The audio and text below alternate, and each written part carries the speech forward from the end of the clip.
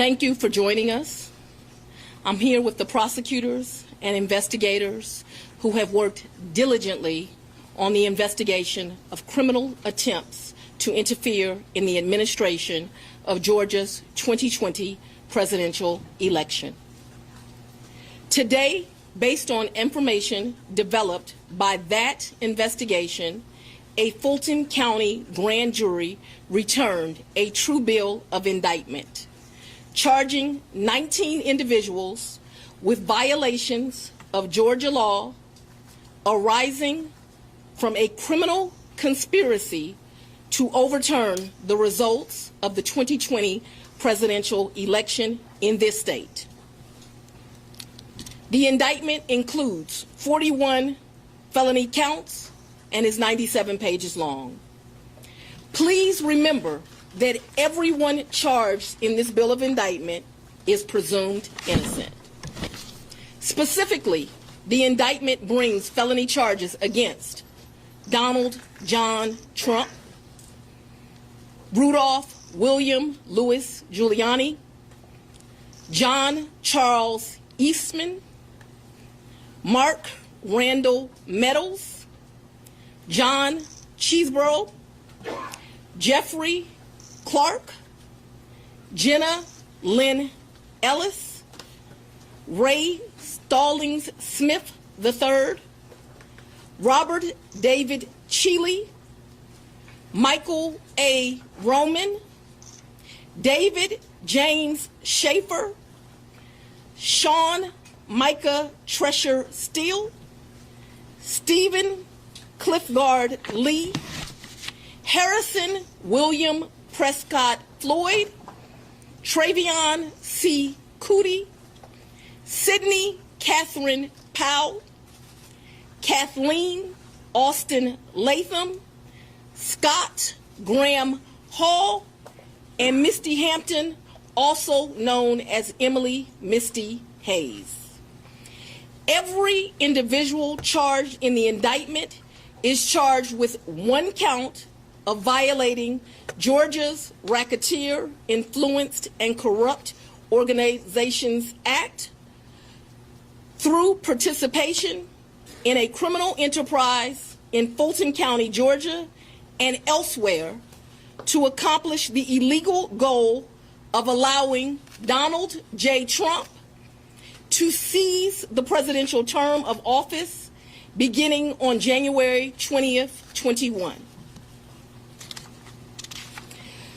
Specifically, the participants in association took various actions in Georgia and elsewhere to block the counting of the votes of the presidential electors who were certified as the winners of Georgia's 2020 general election.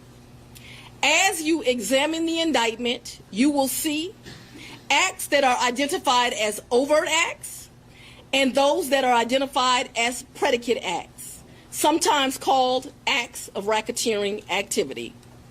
Overt acts are not necessarily crimes under Georgia law in isolation, but are alleged to be acts taken in furtherance of the conspiracy. Many occurred in Georgia, and some occurred in other jurisdictions and are included because the grand jury believes they were part of the illegal effort to overturn the results of Georgia's 2020 presidential election. The acts identified as predicate acts or acts of racketeering activity are crimes that are alleged to have been committed in furtherance of the criminal enterprise. Acts of racketeering activity are also charged as separate counts in the indictment against those who are alleged to have committed them. All elections in our nation are administered by these states, which are given the responsibility of ensuring a fair process and an accurate counting of the votes. That includes elections for presidential electors, Congress, state officials, and local offices. The state's role in this process is essential to the functioning of our democracy. Georgia, like every state, has laws that allow those who believe that results of an election are wrong, whether because of intentional wrongdoing or unintentional error, to challenge those results in our state courts. The indictment alleges that rather than abide by Georgia's legal process for election challenges, the defendants engaged in a criminal racketeering enterprise to overturn Georgia's presidential election result. Subsequent to the indictment, as is the normal process in Georgia law, the grand jury issued arrest warrants for those who are charged.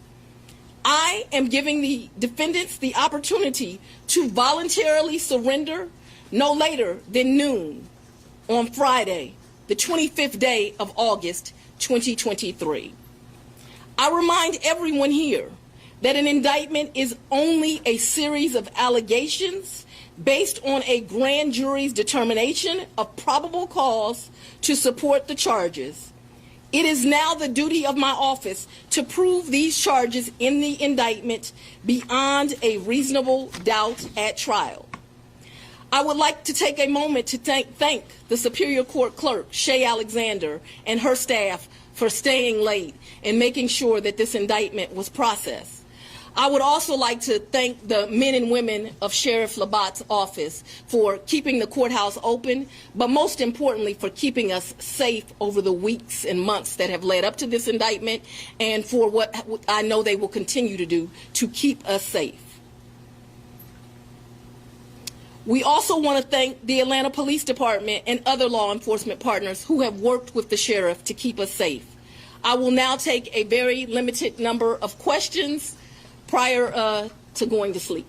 I'll go first. Madam District Attorney. If you don't mind, Surveil 11 to 11 alive. Quick question. Can you clarify in Georgia the mandatory minimum when it comes to RICO charges, whether it's servable by probation or how that might play out? The RICO charges has time that you have to serve, so it is not a probated sentence. Madam District Attorney, what's the timetable for the trial? What is the timetable for the trial? Yes. As you know, in this jurisdiction, trials are set by the judges, and so it will be the judge that sets the date of the trial. This office will be submitting a proposed scheduling order within this week. However, that will totally be at the discretion of the judge. And one of you, you're the fourth person, the fourth jurisdiction now to indict Donald Trump. Do you need to be the fourth one to try him, or could you leave it up? Do you want to be the first to try him? I don't have any desire to be first or last. I want to try him and be respectful for our sovereign states. We do want to move this case along, and so we will be asking for a proposed order that occurs a trial date within the next 6 months. Madam District Attorney, there was earlier today there was a fictitious document according to the Fulton County Clerk's Office that was circulated online with charges against former President Donald Trump. That fictitious document matched exactly the charges that we now see in this indictment. Can you tell us more about that document leak? Because now you have the former president's lawyers who are saying this is emblematic of a serious problem with your office. No, I can't tell you anything about what you refer to. What I can tell you is that we had a grand jury here in Fulton County.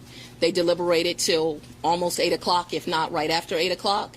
An indictment was returned. It was true billed, and you now have an indictment. I am not an expert on clerks' duties or even administrative duties. I wouldn't know how to work that system, and so I'm not going to speculate. Next question. Have you had any contact with the special counsel about overlap between these cases, and do you intend to try all of these defendants together? Do I intend to try the 19 defendants in this indictment together? Yes. And have you had any contact with the special counsel about the overlap between this indictment and the federal indictment? I'm not going to discuss our investigation at this time. I'm going to take... What do you make of the arguments made by former President Trump that this is a politically motivated play? I make decisions in this office based on the facts and the law. The law is completely nonpartisan. That's how decisions are made in every case. To date, this office has indicted, since I've been sitting as a district attorney, over 12,000 cases. This is the 11th RICO indictment. We followed the same process. We look at the facts, we look at the law, and we bring charges. Have there been conversations about the When you try this case yourself? Has the Ms. jury Willis? been cleared? Sit down.